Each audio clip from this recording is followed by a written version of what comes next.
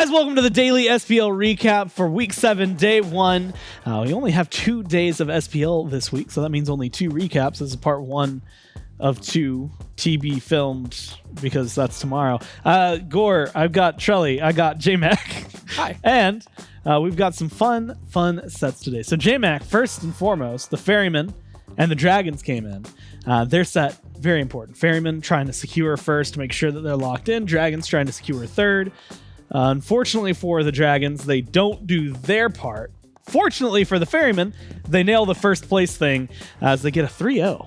Yeah, the Fairman really only needed 1 game win coming in today. They didn't even have to win the set, but they do so anyways just to guarantee 100% that first seed for themselves. This really just felt like a game where the Jade Dragons had such great early momentum. They're getting kills. Every single game we look up, it's Jade Dragons first blood double kill over in dual lane. We have Jade Dragons up 7-0, Jade Dragons up another 6-1.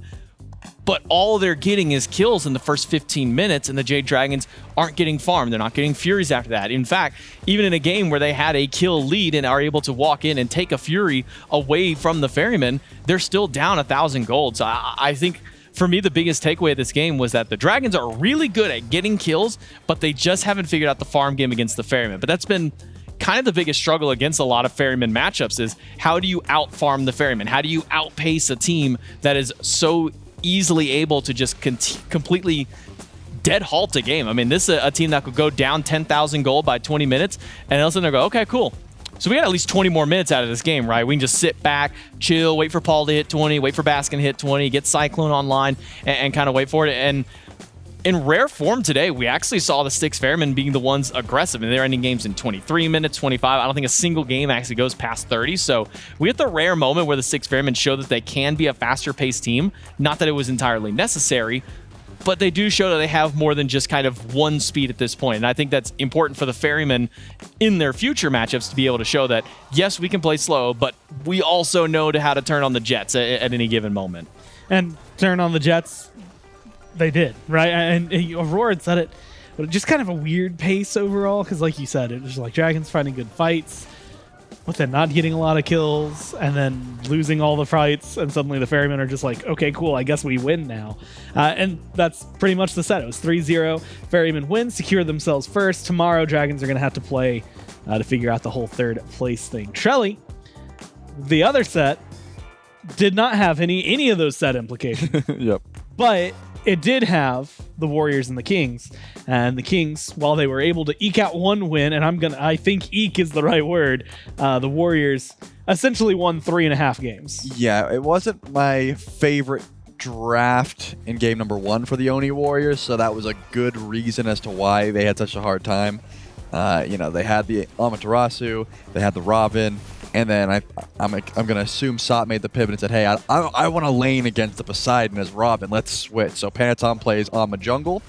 In doing so, ends up going like 3 tank items. You're up against the Hell late game. You are missing a ton of burst. You have a very tanky team that doesn't do enough damage.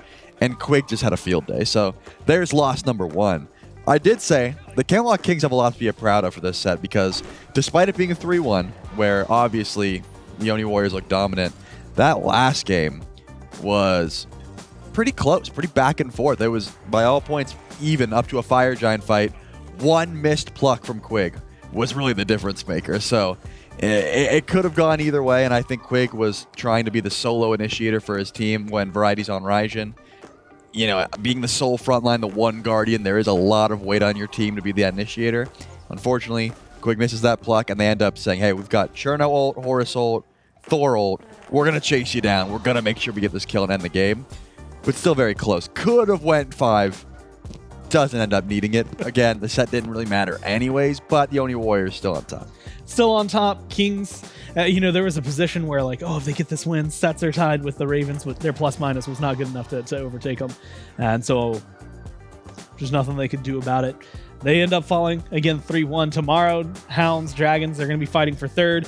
Warriors are going to come back with another doesn't matter set, and if you're watching this as the weekly recap, then the good news is that you're going to see pretty quickly how that goes. Oh, and Sot got a ticket, so that was kind of funny. Watch that interview, because he wasn't unhappy about it, but you could see like it was playing in his mind, like just that, okay, I gotta spend money on this. But that's the recap. That was the day. That's Trelly. That's J-Mac. I'm Gore. Thanks for watching, and we'll see you next time.